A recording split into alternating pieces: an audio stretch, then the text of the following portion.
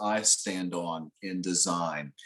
Yeah, so my first job in horticulture was with Plant Delights.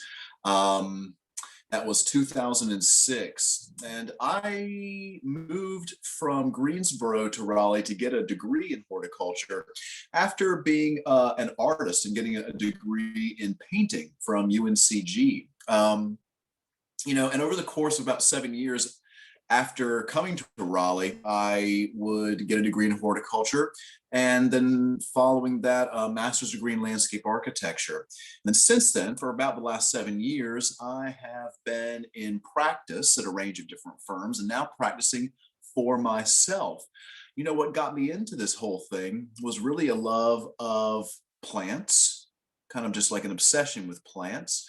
And then really capitalizing on my education in the arts. One thing that artists do so well is that they know how to manipulate color, shape, line into an experience. Artists understand how to manipulate physical factors to elicit an emotional response. And so for me, it's been a joy to either express my artistic background, my horticulture background, or my landscape architecture background, ideally triangulate all three into the development of spaces. And today I'm going to share with you guys some very basic tenets of landscape architecture so that you can practice design in your own landscapes. And it's kind of one of those teach a person to fish kind of scenarios where I think that I get asked a lot of questions from homeowners about like specific little individual moments in their landscape, is that tree healthy? Why is water pooling here in my yard? Why am I getting so much erosion on my slopes? And really, ultimately, I find that a lot of people, no one's helped people make connections to problem solving in the landscape to other times in their life where they were taught how to problem solve. And so today I'm going to teach you guys how to potentially solve a process for solving your own problems so that you guys can come up with solutions like a professional designer. All right, so I'm going to share my screen here, and then I'm going to ask someone in the audience just to confirm that they can see my screen once it's shared. Hold tight.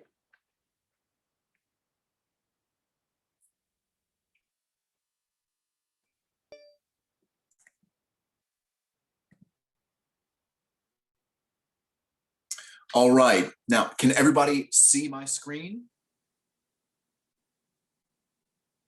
Anybody want to pop in?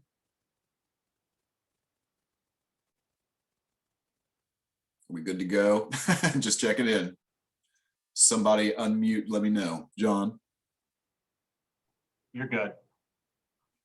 Thanks, John. Appreciate it. By the way, I like for these to be interactive. I can't see the chat while I am sharing my screen. So if you want to send a chat in, and John, feel free to interrupt me with any burning questions that emerge, or I'll leave a little space.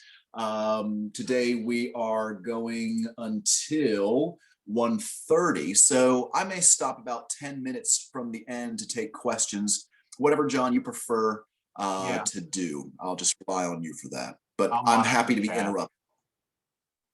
Great. Appreciate that. All righty. Well, so folks, welcome to Landscape Potential. This is a series of presentations I provide on landscape architecture.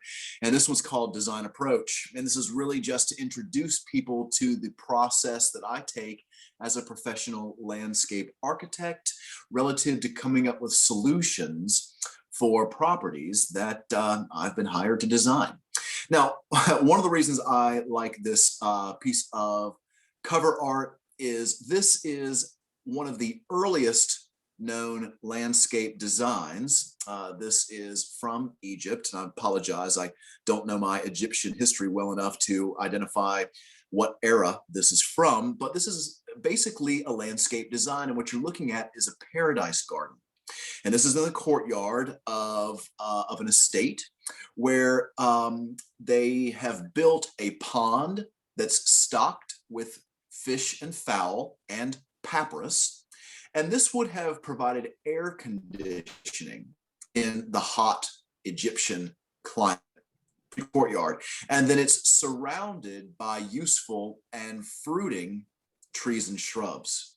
And so I just thought this was a marvelous image to just kind of like remind myself that the craft that I practice is potentially as old as agriculture, probably even earlier, as we have manipulated and the planned manipulation of our environment to suit a higher quality of life. Now,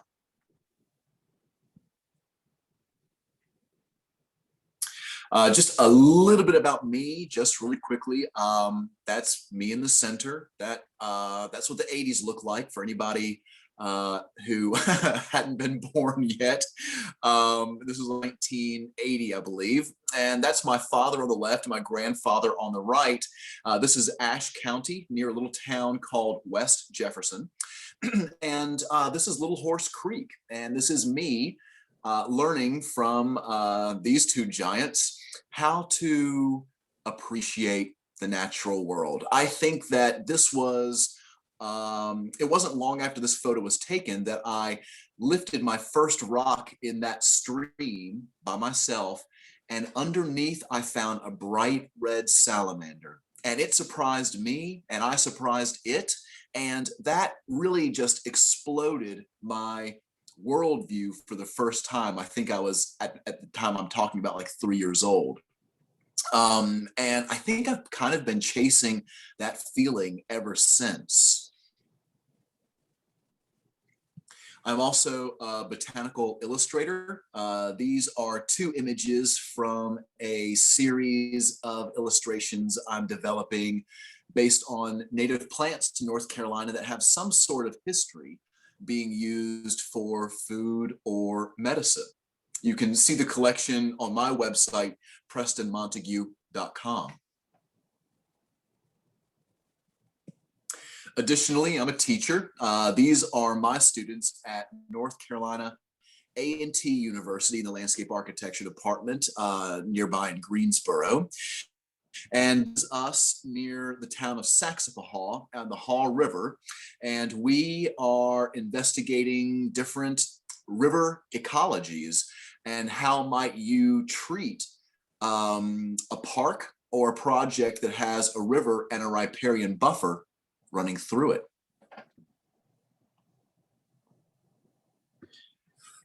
Currently, most of my time and attention is spent in my landscape architecture practice. This is an example of a farm I am designing for somebody who works for Facebook, who has moved to the Triangle. And it seems to be a very popular thing for people in tech to be moving to the Triangle and purchasing old farms that have gone derelict. And what you're looking at is an environmental analysis of the farm. And so each of these symbols and colors communicate some sort of environmental condition to be considered relative to design interventions. And again, more of that work on my nascent website, PrestonMontague.com. So, all right. No further ado. So our objective today, you guys, what I'd like to do is provide some insight into the ways that landscape architects approach design so that others have strategies for developing solutions to their own landscape challenges. Again, teach a person to fish. So 4 segments of today's conversation, and by the way, I do encourage interaction. Feel free to interrupt me. I'd like to show you guys how to develop a base, some sort of image for you to create design ideas on. I'd also like to show you guys, give you insight into how I might develop an inventory and an environmental analysis. Furthermore, I want to talk to you guys a little bit about programming or planning. Lastly, I want to just kind of show you the steps from which I come up from a concept to a schematic design that has a level of detail that potentially you could hand off to contractors to have something built. Okay, all right, so first things first, developing a base. So fortunately, all of us with access to a computer can look up information about our property using GIS.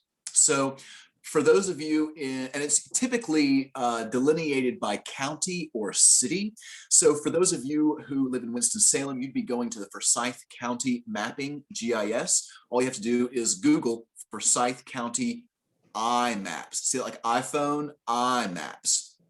You click on that, and this gives you access to the different data explorers. Me pressing the wrong button, or it's the top, the Geo Data Explorer. I'm sorry. Okay. And what you want to do is go to the Planning app. Okay. Now, in this Planning app, you'll see a map of Winston-Salem popping up. And what you do is you insert your address into the mapping technology. And so it'll zoom into your property, and you can choose for different layers to be presented. And some of the ones that I like to make live would be streams, 10 and 2 foot topography, topography being symbols that illustrate your slopes and what the earth is doing. I also like to do flood zones, so I understand if there's any potential of flooding on my property. I also like to do any sort of zoning, so I know what zone I'm in. And then I also like to check for things like easements. You know, do I have a sewer easement or a utility easement running through my yard that might impact my design? And then lastly, you have the opportunity to bring up really great aerials that will help you, it's like, you know, Google Maps, get an aerial of your yard. And so once you develop your map, I'm not going to zoom in because I'm on an iPad and it doesn't work as well on an iPad. But if you get around in here on your desktop, you'll find this is a very simple and easy tool to use. Okay. And so once you find your property and you establish the different layers that you want, you can then print a map of your property. Okay. Now, you may also have something called a plat. And a plat would look something like this. And this is something that you get when you close on your house. It has some base information developed by a surveyor to, at the very minimum, organize your structures in relation to the street and the property line. You may also just want to use photos of your project zone. And I'll show you how to use these here in a minute. But the importance of having some sort of document is so that you can record the ideas of the interventions you want to make on the landscape. Now, here with this plat, there's some information here highlighted that I think is critically important. You're going to want to know what your impervious surface area is, meaning how much of your property is occupied by impervious surface. These are things with roofs, these are hardscapes, these are gravel driveways, which you think is impervious, but it's really not. because you have a impervious surface limit established by your municipality, meaning that your property can only be so impervious. And this has an implication on the design of hardscape and decks. So once you have figured out your impervious surface area existing, and you've established how many square foot your property is, you can figure out what your existing impervious surface percent is. Currently, we're at 39%. Now, how do I figure out what percent of my property can be impervious? Well, I look up on that Forsyth County iMaps, and I find out what zone I'm in. In this case, in Raleigh, this is R10. Now, in R10, which is close to the urban core, I have a 65% limit on impervious surfaces, meaning that I can develop my property with impervious surfaces up to 65% per square foot of my total square feet. Okay, and so before you get started, you want to make sure you at least have that baseline of information so that you know how much hardscape you can propose. Furthermore, while you're working on your map, you also want to make sure that you are looking for other constraints that will affect your design decisions. For example, do you have easements on your property, like a sewer or power easement, where you are not permitted to have anything but low vegetation?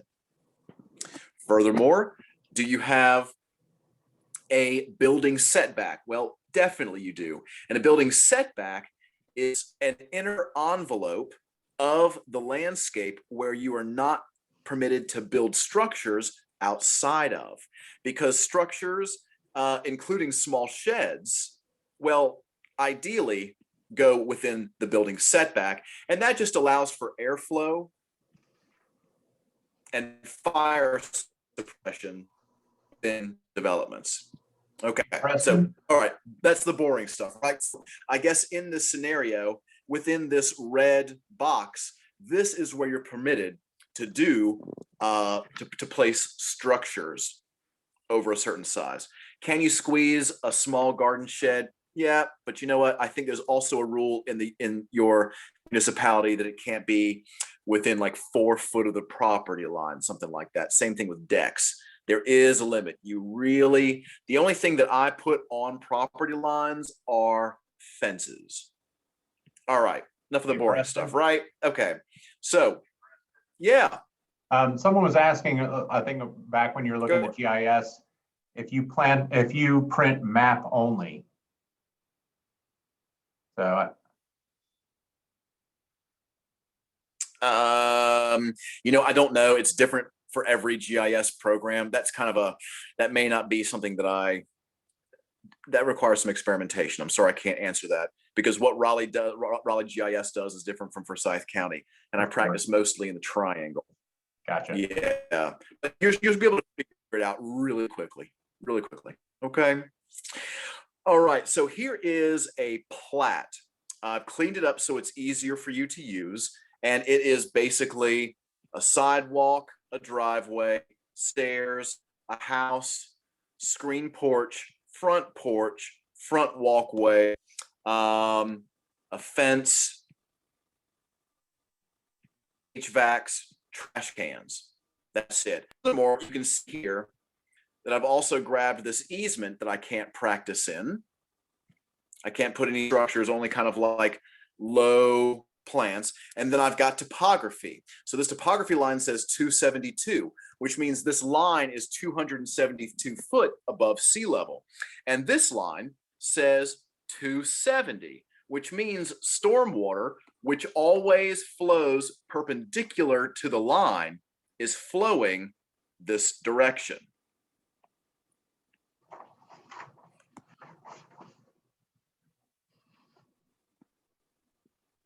Okay, that's super important with helping to understand where a rain garden might go, or where, somewhere up here where the water is not really collecting, where you might put, plants that prefer a little more drier conditions.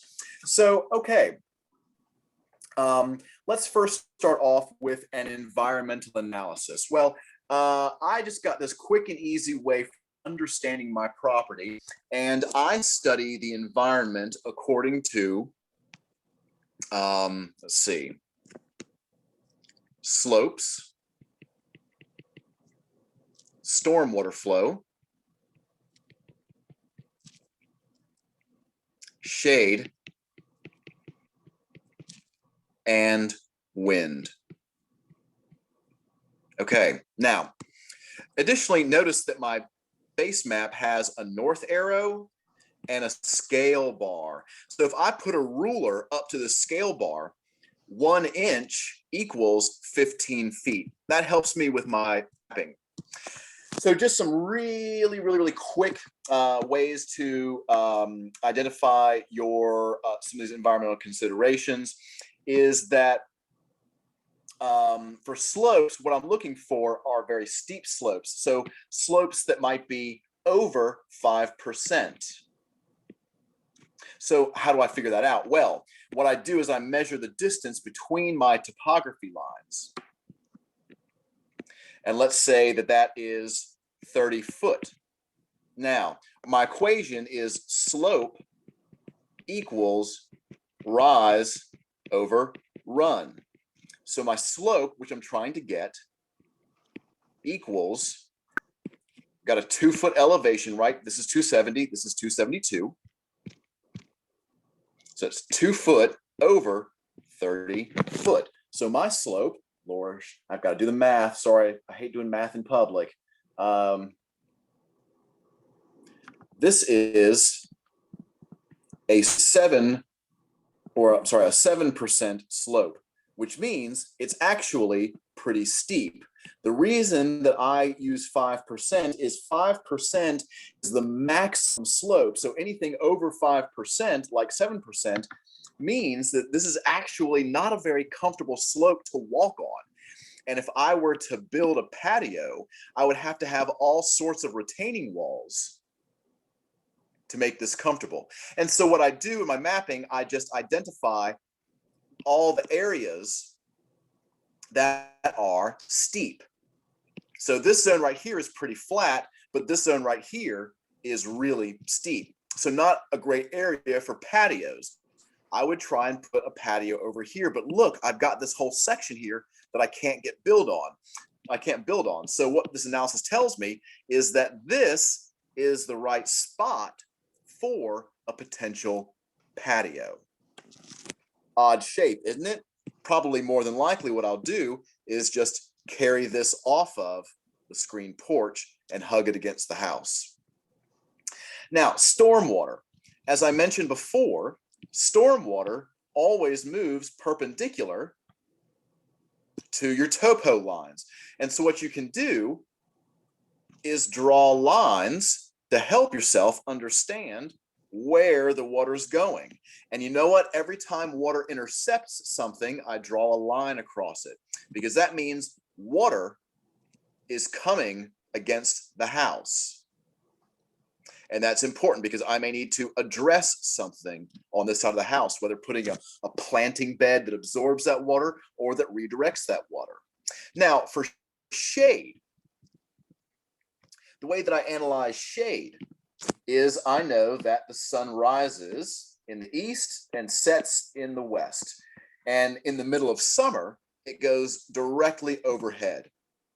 In the wintertime, it goes at it's got a very southern lean. And so what I do when I'm teaching students is make it smile. This is how there's the glasses and there's the smile. And so that helps you understand how the sun moves around your property. And so what I'll also do is with a light blue line or a pencil, I'll shade both the shade from the morning sun, right? Because the morning sun's coming east. You don't have to be precise with this. You just got a kind of an idea. And then I'll get another color for my afternoon shade. Now, of course, when the sun's in the wintertime and it's got, more southerly direction, that shade gets kicked out to the north of the house as well. And so I capture this.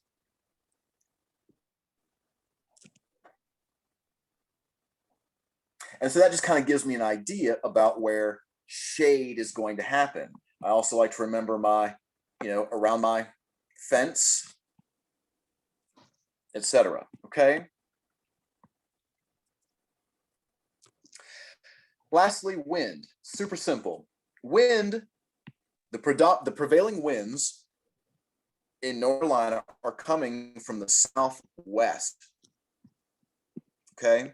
So they're coming from this direction for 9 months out of the year. The only time they change is when they come in from the northeast during hurricane season.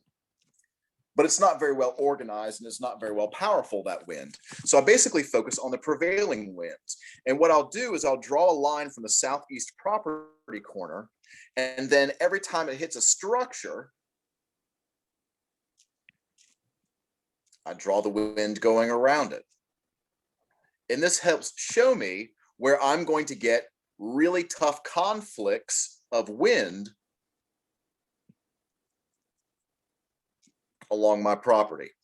And this might be somewhere that I would want to create some wind breaks or a buffer so that the wind doesn't cool and dry my house out, so I can save money on utility bills. Same thing with the sun shade. If I have nothing guarding or shading my house from the western sun, then I'm just paying more in utilities than I should if I've got the room to put trees on the west side of my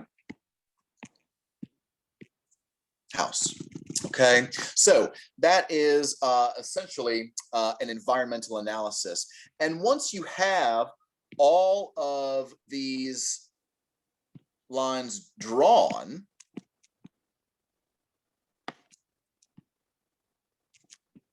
you can start to use this as something that will help direct design. So I'm just going to quickly kind of redraw everything I had. So the green is the slope, the dark blue and the purple are my shade patterns, the light blue is my wind. And then underneath, I had quick diagrams of where my stormwater is flowing. And then I guess I could also take my yellow here and say, okay, well, I can't build in my easement. I don't want to build outside of my property line, maybe some street trees, but that's about it. So suddenly you have this map that you begin to say, well, gosh, if I want to put a patio, well, this is the best spot for it. It's out of the easement. I'm not getting impacted by the wind too much. It's really close to my screen porch. Yeah, I've got storm water heading towards it, but I can always redirect that storm water with a French drain that runs alongside my property. Okay, so let's now move on to programming.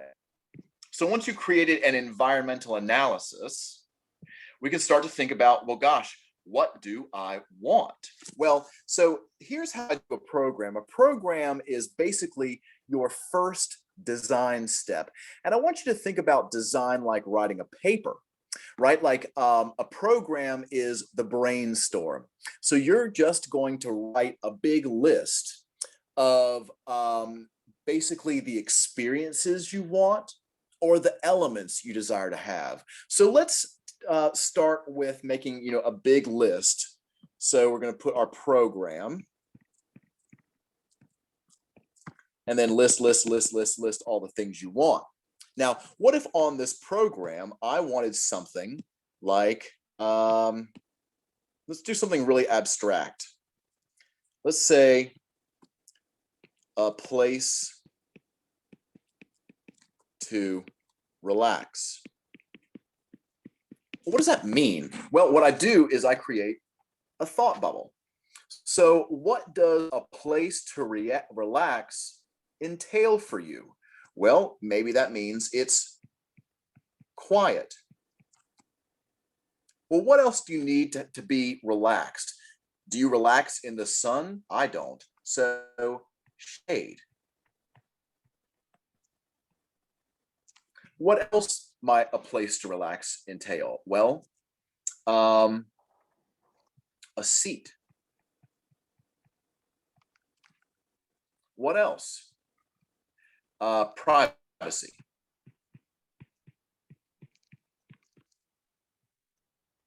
Okay, so see how we're beginning to start off with an idea, not a thing, but just like a feeling, an experience.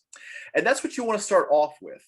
You want to begin, and this is like the most important thing I ever learned, is you want to design for an activity. And once you come up with an activity,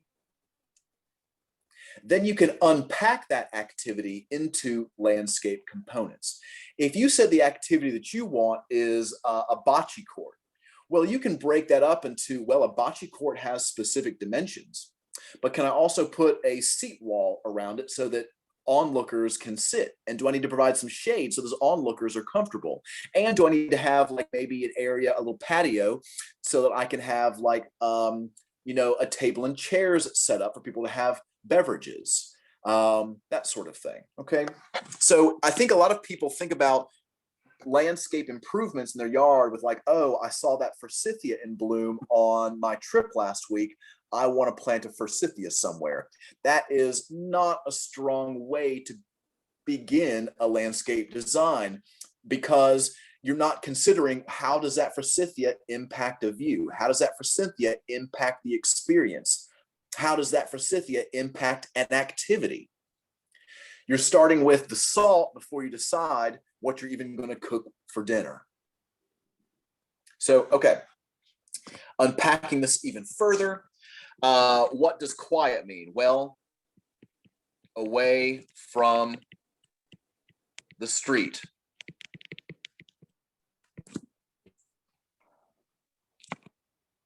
What does shade mean?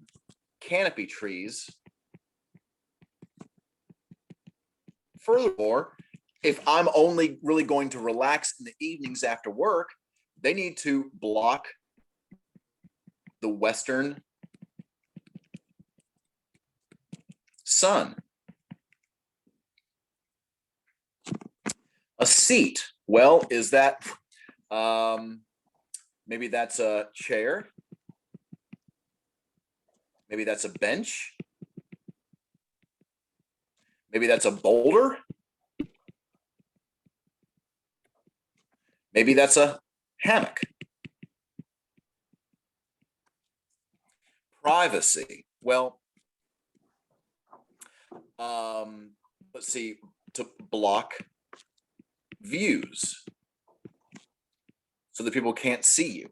Okay, well, so then what do I do with this particular programmatic element? By the way, just like when writing a paper, this brainstorm should be exhaustive. Furthermore, this is not the point in the design you want to critique your ideas. You're essentially just getting it all out of your system. You're writing as fast as you can think. If you pause to consider anything you've written, you've messed up. Outrun, outright that nasty little part of your left brain that thinks you're wasting time, that wants you on another task. Get in touch with the right side of your brain that's at home with complexity in this exercise. And one of the first things to do is to give yourself permission to write anything you feel. Okay, so, and design is like that. It is basically this cyclical experience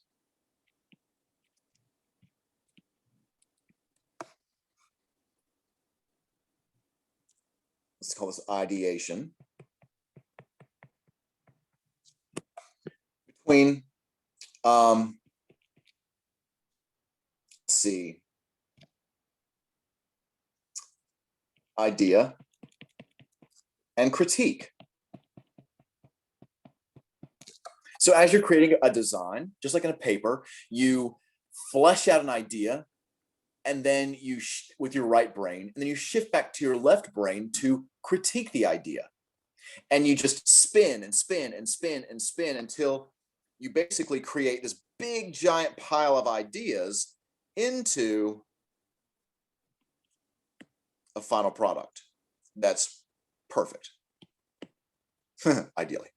Okay, so moving on to the next thing. So once we have our programmatic elements figured out, then it's time to move on to the concept. Now, a conceptual landscape design is essentially a bunch of bubbles, and it goes like this. So let's say driveway,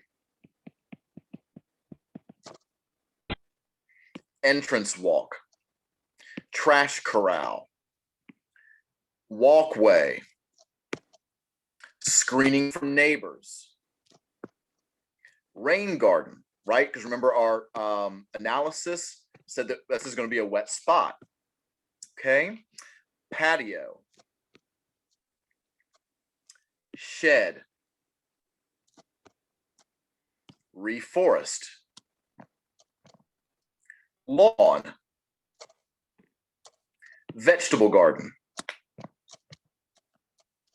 screening plants, front lawn, azalea collection, screening plants, and lastly, our street yard with our street trees. So you see what I'm doing there is I'm, as quickly as I can think, I'm taking things from my program and inserting them into a bubble diagram.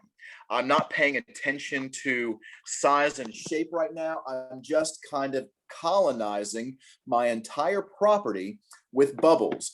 Don't leave any part of your property without a bubble. Everything should be, and then once you do that, you do it again, but you remix your program. And the point of this conceptual design is, first of all, to not slow yourself down with trying to figure out how big things are, what material they are, what plants are going to go there. You're just assigning activities to spaces and then trying to figure out, and I would do 3 concepts, and then just kind of like mix and match your favorite components from the 3 iterations, all of which are built off of your program. So do you see how we're starting off with a brainstorm and building in complexity? The last part of this, the way to make this, let's say something that you can build or hand to a landscape contractor to build, would be the schematic design. And so what we're going to be doing is giving form and dimensions to the different bubbles in our landscape. Okay, so let's say that this is our bubble diagram.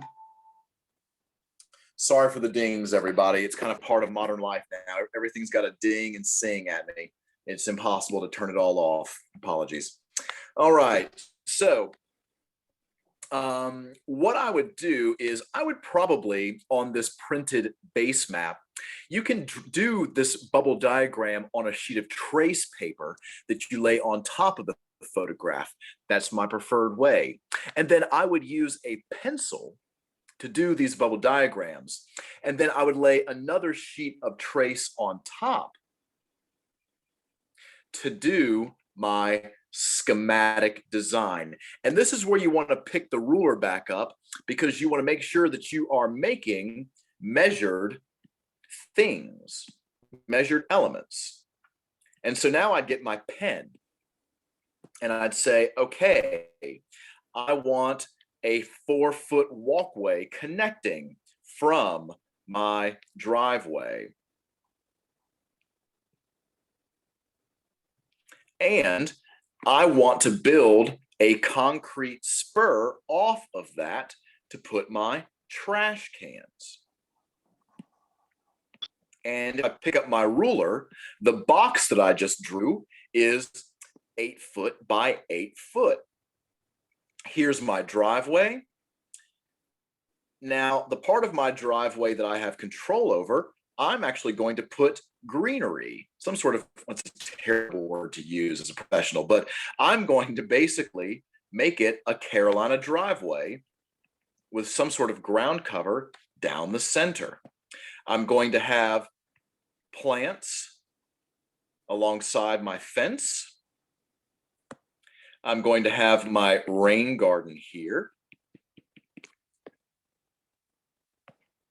I'm going to extend my fence so that I've got a gate that covers my trash cans, so that I can sit on my screen porch and be blocked from my neighbors. I'm going to start putting evergreen shrubs or trees. And if I pull out my trusty ruler, because I know what my scale is, I'm drawing plants that are 8 foot wide. Well, what might that be? Realistically, I might use camellia or fastigiate yew or something to provide an 8 foot wide buffer, right? If I put something like a little gem magnolia, well, if I put my ruler out here, I'm like, oh, well, a little gem magnolia will eventually might take up this much room because they get bigger than we think they do. So, okay, now my screen porch, I'm going to kick my sidewalk over to my screen porch, which connects to my brand new patio. But look, oops, my brand new patio is already running into my easement dashed line. So I'm going to kick this back and bring my patio. And I'm always looking to work off of existing corners and clues from the architecture. Now I'm wanting to make that, I don't like that shape. I'm going to do this instead. There's my new patio footprint. And I'm going to put my fire pit here. Put my chairs around it. I'm going to have room for 3 foot shrubs. Maybe I'll do like a dwarf gardenia that smells really lovely in summertime where I'll be hanging out a lot. Oh, what? Look, I need to have some sort of canopy tree to provide shade from the western sun. But I haven't really gotten to my program element here necessarily yet. So going with a place to relax, I want it to be away from the street. I need a canopy tree to block the sun. I want to have some sort of seating element, and I need it to block views. Well, where do I want to put this? Well, you know, the street's right here. So I do have privacy here on my patio. So my patio has a place to sit. It's got privacy screening, like I'm drawing right now. It's got a tree facing west on the west side, so it's blocking the western sun. I've built my place to relax. And just to finish this design off, I'm going to go ahead, and draw my shed. I may have stepping stones going through my lawn to its door. I may add more screening shrubs here. I don't want to put large trees in this sewer easement. I'm going to pick up because somebody might come through and do some digging, the city. So I'm just basically going to have this be my lawn. And I like for lawns to have a real shape. I don't like for them to just kind of bleed out to the edges. Lawns should have a definitive shape. And then maybe I'll just do ornamental grasses back here. Or do include forbs so that it has a meadow feel. Boom. So I just taught you guys everything I know. Now, another way, if you don't have the wherewithal to print one of these base maps, is you can take a photograph, lay a sheet of trace paper on that. And actually, I kind of like doing this in addition to the overhead map. But now you can start sketching in things that you want based on your design process that I just taught you.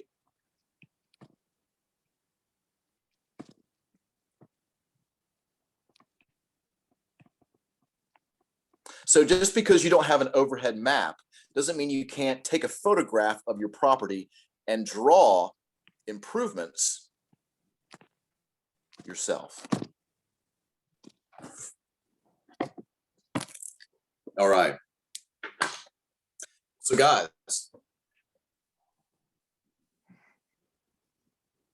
I'm back.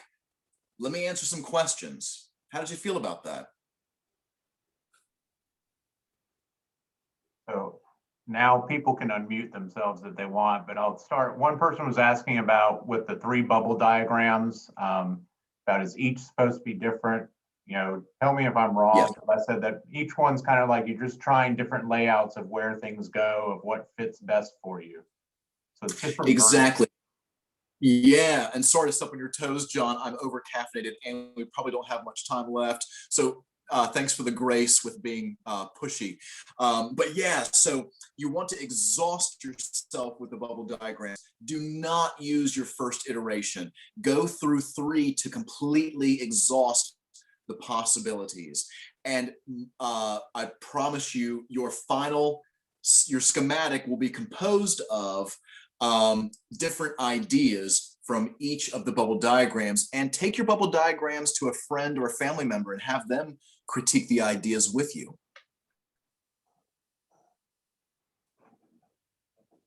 So if anyone has any questions, you can unmute or put a thing in there. Someone asked, what tree are you suggesting for the seating area? Well, when I think about planting design, I don't start with species. I break plants up into categories based on their usefulness. And so I basically distill all plants into canopy trees, like an oak, understory trees, like a dogwood, evergreen screening trees, like emerald arborvitae or little gem magnolia, large, medium, and small shrubs. So a large shrub would be a camellia, a medium shrub would be an azalea, and a small shrub might be a spirea. And ornament masses, and then forbs. And so basically I start off with what activity does that plant provide? Shade, screening, seasonal character. And so in that last scenario, I needed to cast shade on not only the west side of my house, but across the entire patio, which made me think I need a canopy tree, something that gets minimum 30 foot or 40 foot high. And so I might put something in that location like a large crepe myrtle, like a Fowleri variety, or that includes Fowleri in its genetics, or I put a lot of red maples in the ground. I think a lot of other landscape architects would like that idea, but I really kind of like them and they grow fast. So, or an elm, something like that.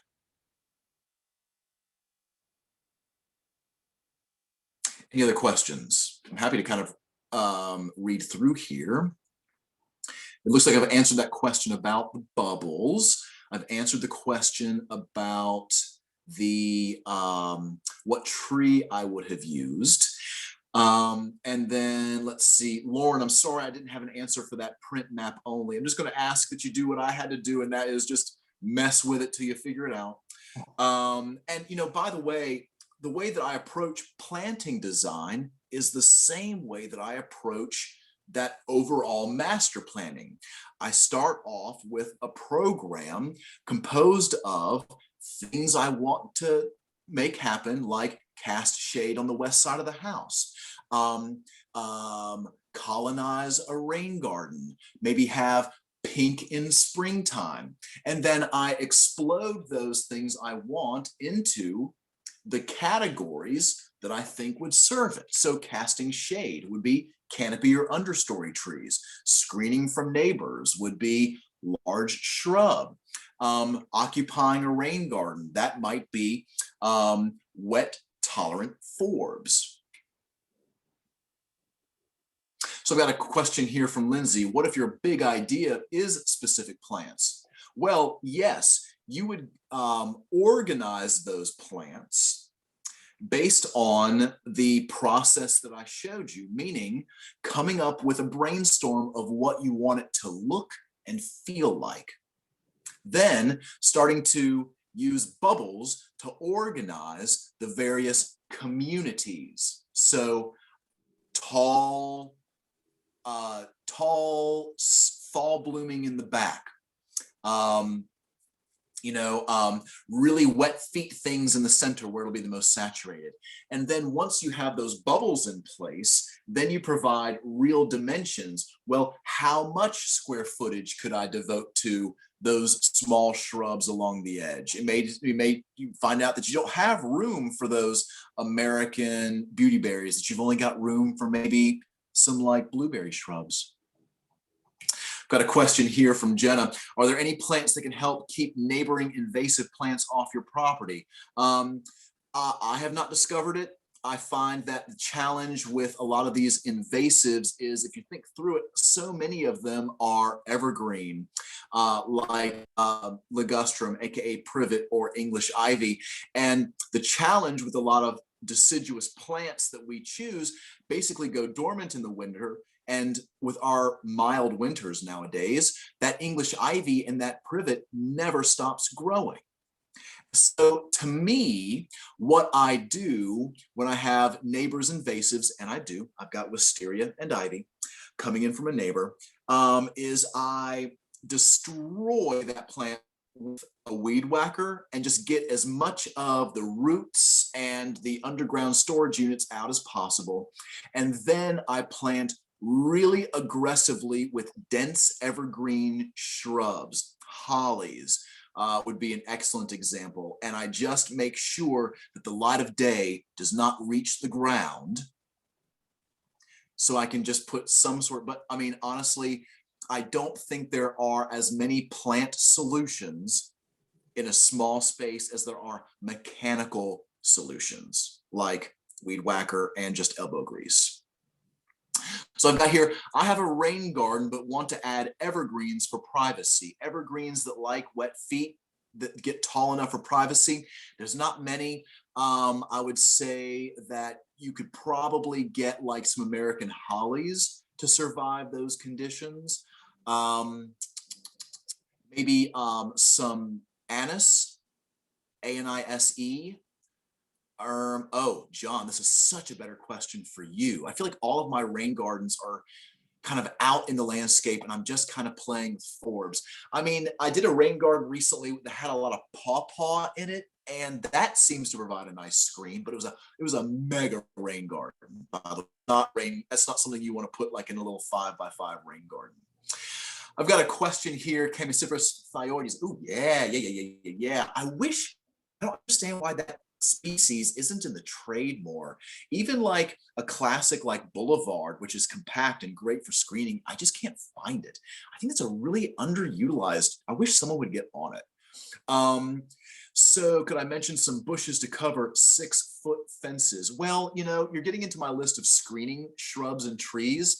Golly, I've got a really limited palette of evergreen screening plants. And the way, some tips for that is I like to plant things in odd numbers. So 3, 5, 7, etc. Furthermore, the taller it is, the lower that number is. So if I'm working with a little spirea, japonica on the ground, I might put 7.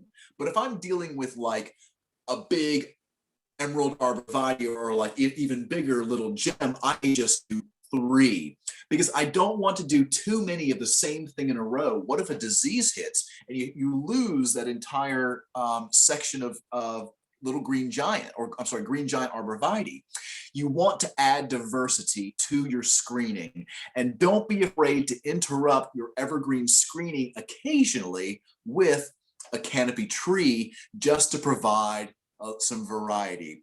And some of my favorite screening shrubs and trees include emerald arborvitae.